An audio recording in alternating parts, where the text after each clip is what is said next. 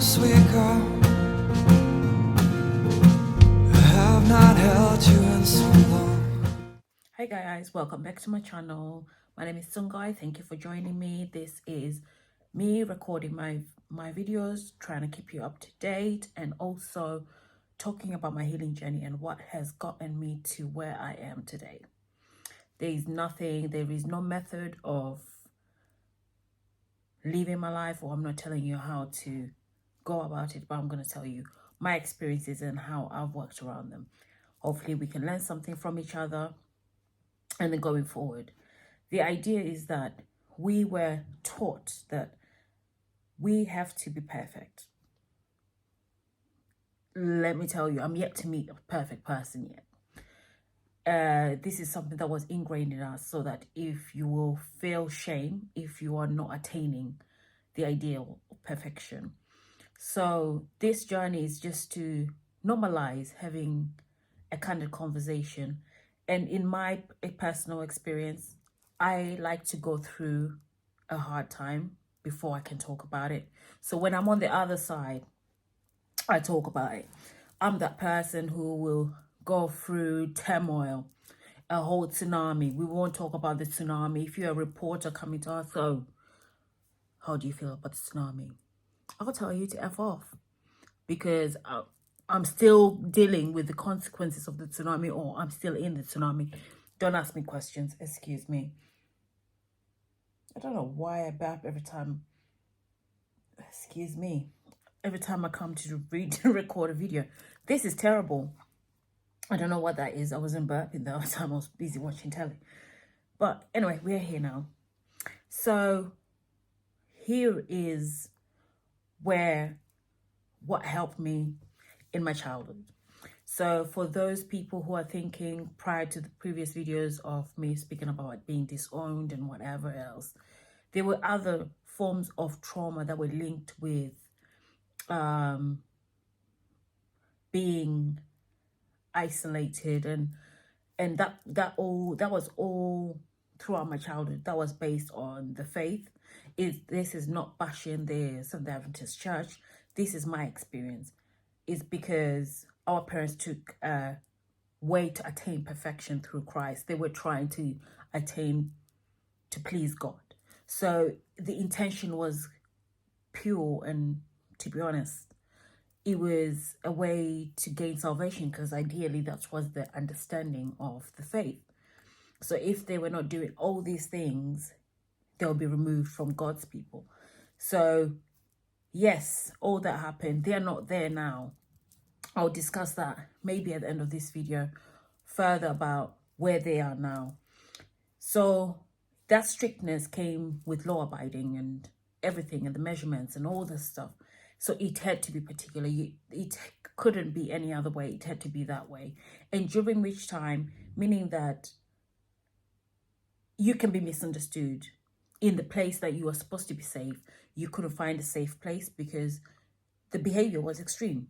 It was a bit cultish. It was a bit, a bit cultish in behavior.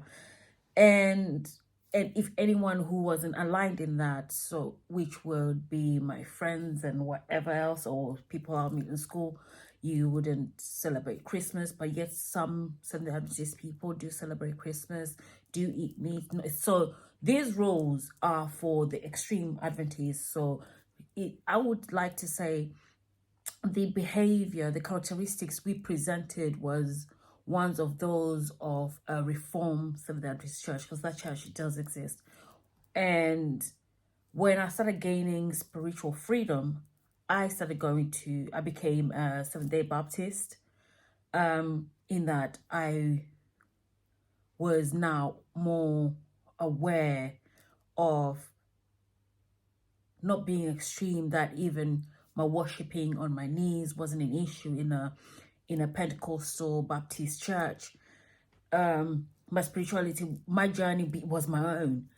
But in the main Adventist church, so the Adventist church, everything had to be organized. We were basically militant, because the idea we were the army of the Lord. That's literally it. And no army is gonna be easy. No, it's not gonna be a walk in the park. So, not to bash anyone, this was their journey as well. This is my experience of the journey that I was on. And yeah, so that happened, that's occurred. We've gone over that.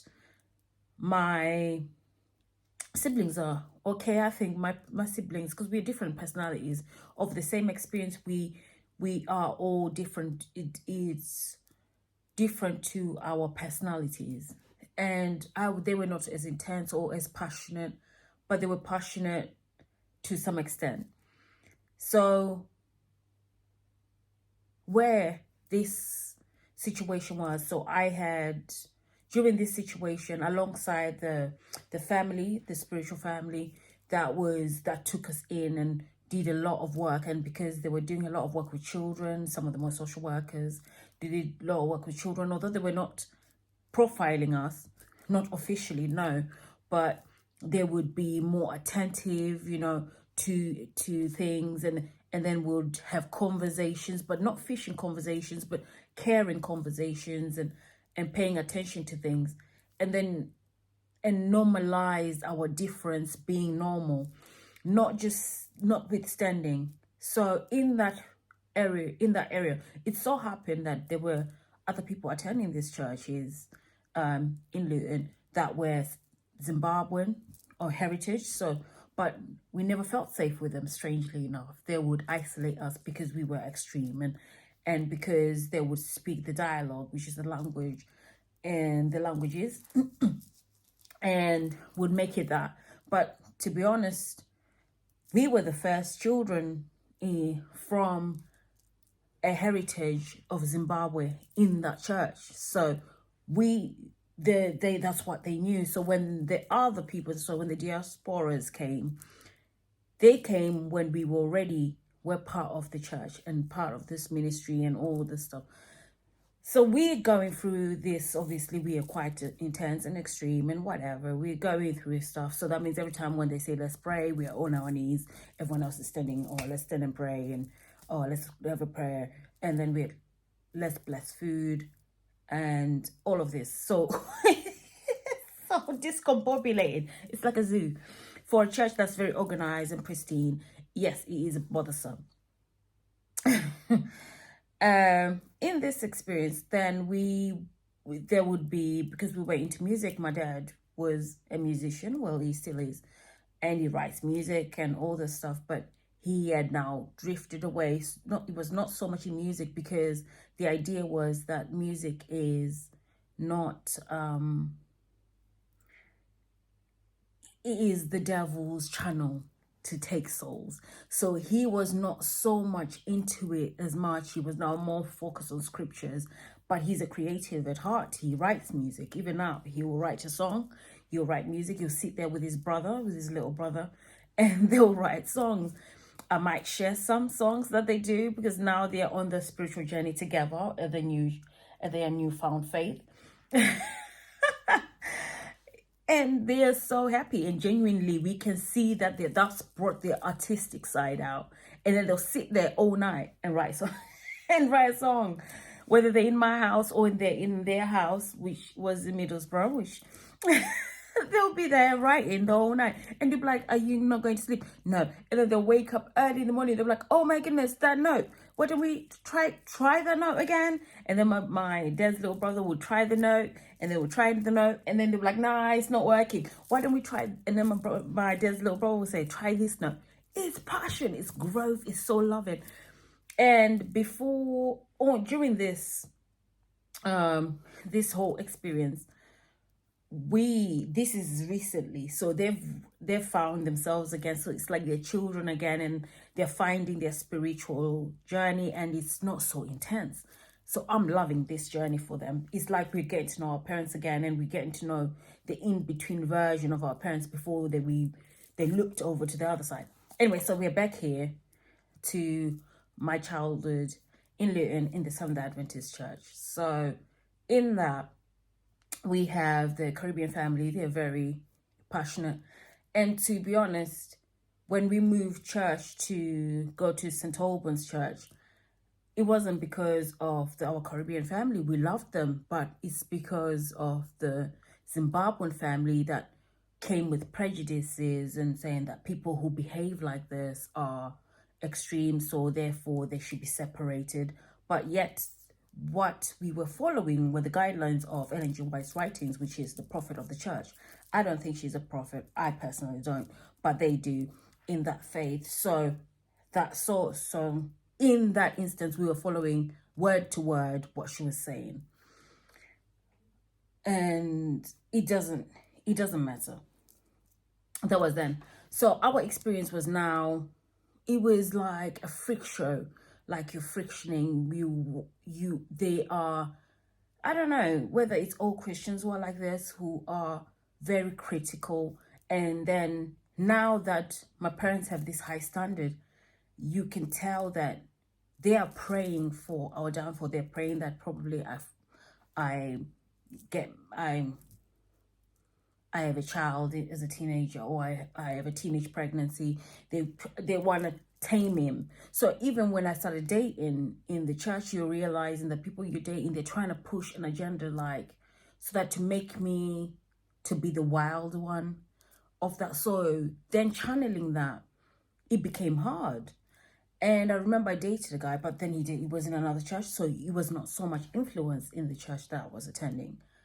And after a little while, I was like, nah, this is not working. So I started dating outside the church. This was then. But then I would bring the people I was dating from outside the church into the church, because then there was a blank canvas. They didn't have a prejudice of who I was and my experience. So even if I was being quirky and then kneeling whilst everyone's standing for prayer, that didn't bother them, because for them, I can do whatever I want. There is no hierarchy of measurements. There is no measuring stick. So it was perfect, to be honest. And then so that's what happened from then. And then I met a Zimbabwean guy who also was attending the church, but his mom was attending another church. We met, and then he started talking about, he wants to marry me and all that stuff, but he didn't want me to go to university in Birmingham, but he wanted me to go to St. Andrews, where he was studying medicine, and he was going to focus his practice in gynecology. So I was like, yeah, okay, fine. But I was not changing my mind. I was going to be traveling to Birmingham. But during this time, we came back from St. Albans because we were missing the ethnicity experience. In as much as my St. Albans experience was amazing, because in there, they didn't care. For the first time, they were not bothered about our worship status. Whether we're standing, we prayed, we took part in everything. We took part in praise and worship. We took part in preaching. We took part in everything. In fact, that's when I chose, in the St. Albans Church, chose to give my life to Christ, and I got baptized in the Seventh Adventist Church. It was there I met, my spiritual journey began. So my experience in the Seventh Adventist Church in St. Albans was amazing. They were inclusive, they were attentive. Never at any time did they have a problem with the position of worship. It's because they had an understanding that the writing of Ellen G. White is like they were informed. Yes, they had an understanding that they didn't need to do that, but because I and my family, we all felt that we needed to do that. We did that, and then there was no prejudices against that. They were just left us be, and they were inclusive, just like the Caribbean family we had. And I don't know, it was, so we started doing stuff because there was more of a family thing with our St. Albans family, but we also loved our Luton family because we grew up there. So there I have my brother, I call him Raymond, and Julius. And they were raised by a single mom. And because we had to go to certain locations, certain concerts, we had to do stuff. Because now from St. Albans, we were in music, we were in the music ministry, we were in the preaching ministry, we were here. So we were now we were certified in our little boxes, but you know, we were there. So when we came back to Luton Church now as certified musicians and praise and worshippers is the word, and some of me I'll be preaching sometimes, and yeah, so we come back, we kind of formed, and then we've come back now. We're now having that dialogue, and we've obviously grown and been nurtured by St. Albans, been nurtured by our like in an embracing family. So we actually grew. So although we were extremist kids, we were able to be children and to actually make choices that we feel that it was fair. So the balance was nice. So it's not all bad.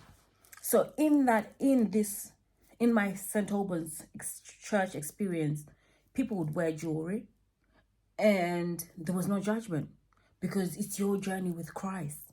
They ain't connecting with you and the Almighty. And I remember the pastor that baptized me and my siblings, because I think we were in for the first time. We were not sitting together because some of us were doing praise and worship, some of us were doing something in the church. So we were sitting differently because we were actually active in the church. And I think I was like 16 turning 17, I think 16. So we were in different parts in the church because we were actually in service to Christ. And then when he was preaching, and I felt it like, today is the day I'm giving my life to Christ. I stood to give my life to Christ, and I walked to the front because he did a call to give your life to Christ. I went, and as I stood there, my little brother came right next to me, and my little sister, and we all looked like, huh? It's like the calling came for all of us. I'm sure we all had different experiences, but we were called, and then we came, and it wasn't by name. It was my own personal calling, and we gave our lives to Christ. We started Bible study classes before we got baptized. We didn't get baptized straight away, of course, but we started Bible study classes in order to affirm, to be sure. And then because we were joining the Adventist faith, there was fundamentals that we had to go through, and then to be aware that what we are committing our lives to, that we're committing our lives to the church alongside to Christ. So that happened. So by the time we're coming back to ministry, we are baptized, we are officially part of the church, and we are going to be speaking. And in this time, our parents have relaxed off the intensity. They just they'd put their foot off the accelerator to see what was going on. So we are now active in church. We are ministering. We are also in worship. We are really working our journey with Christ, which was beautiful. And during this time, I wasn't driving yet. My little brother obviously was minor.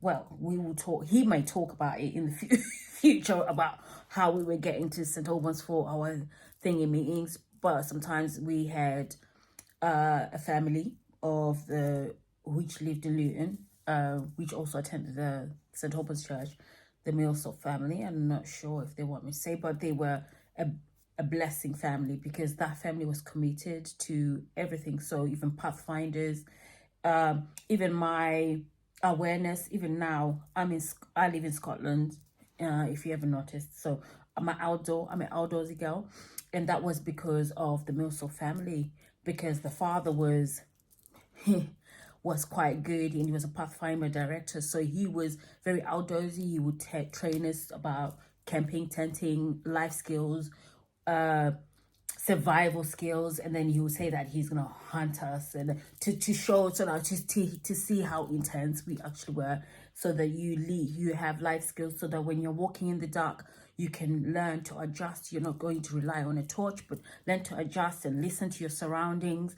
And these are life skills, because I use them now. I use them anytime, even when I'm traveling. I'm using them all the time. I'm aware of my surroundings. When I'm in London, or when I'm doing my normal stuff, of course I got headphones in, but when I'm actually out or traveling, or when I'm in abroad in Europe somewhere, I'm using those skills. I'm not going to be sitting with my headphones on. I'm actually looking at my surroundings. I'm seeing my surroundings. I'm allowing myself to get into the moment and see what's going on. So I'm alert. So these were life skills that we were taught there alongside our spiritual journey. I can mention a lot of people, but that whole church, something that I did see a church in St. Albans at the time. The families that were there, they were supportive. They were a stronghold, to be honest. So that helped us mature. Even if they had prejudices, I never felt them. I never experienced them. I never got segregated on. If we didn't attend something, it's because our parents were too tired or didn't want to take us there. But otherwise, in terms of access and allowing us to be in places, they they gave us opportunities that I probably would not have had given any other time. But anyway, we've now matured a little, so we now, of course, like I said, we've got an adopted brother who is Julius and Raymond. And prior to us moving to St. Albans, because we would go to Luton Church every now and then, prior to us moving to St. Albans, we had family. We had formed families with the Caribbean families, and the Caribbean families saw us as their children. So literally, they thought we were family.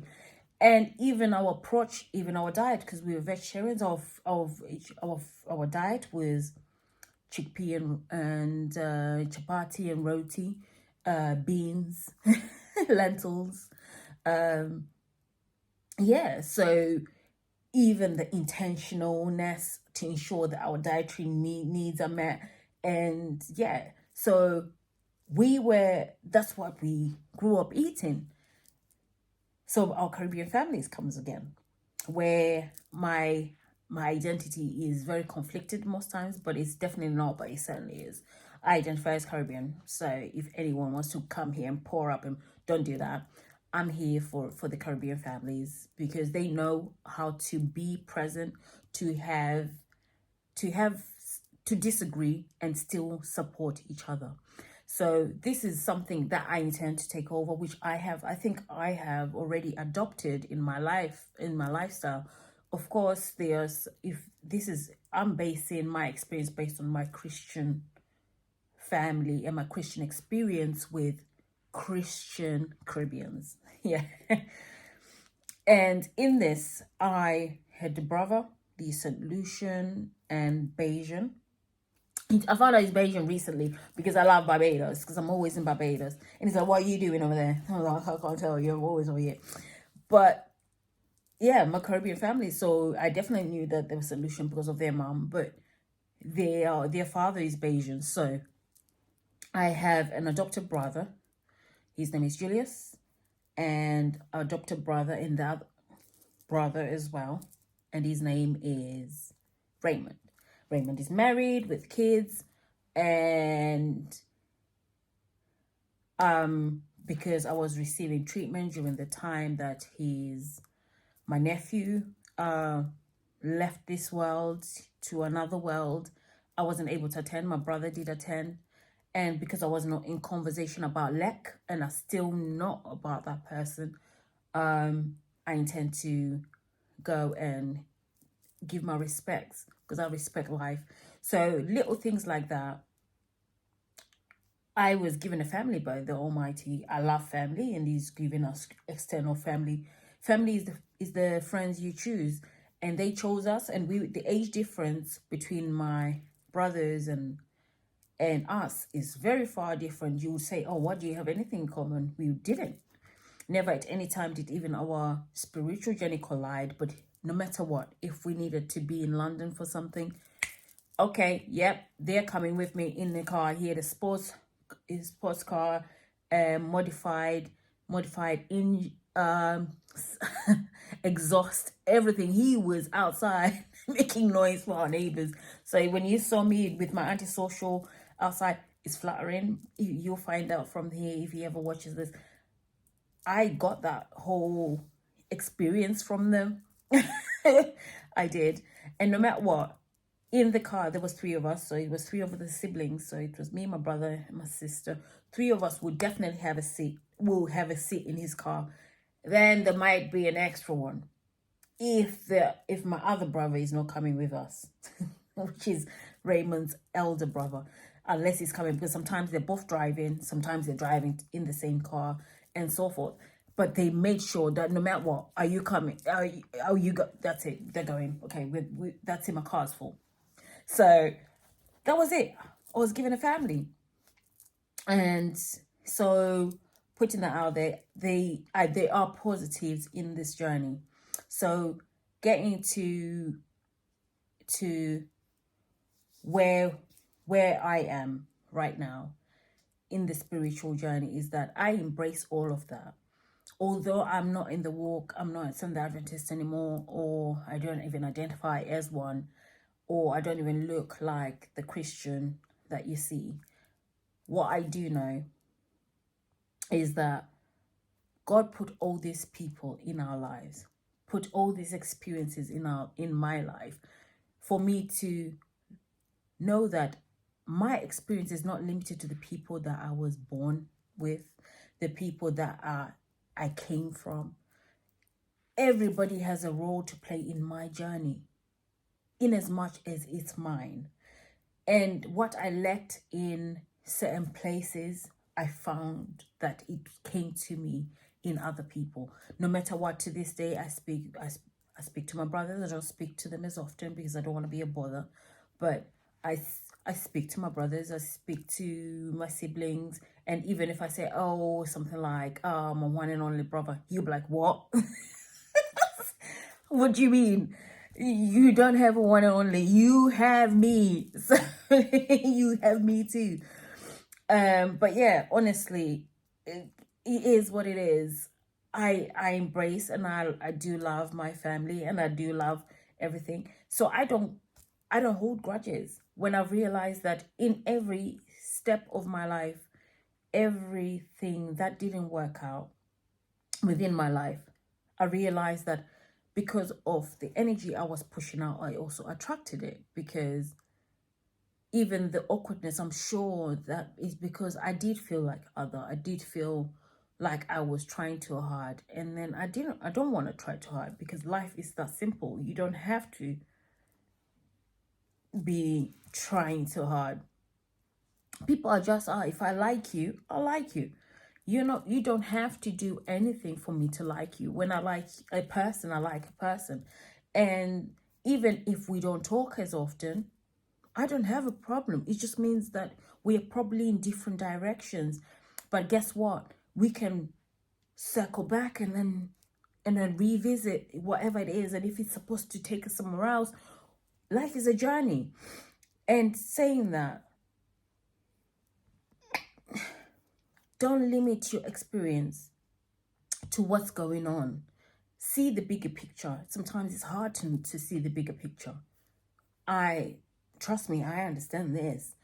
It's hard to see that there is something that is being shown. I was being shown that I was living a stressful life, even with my ailment. I think God was like, reset, prioritize yourself. Because I remember putting other people's priorities over mine, but these people are fine.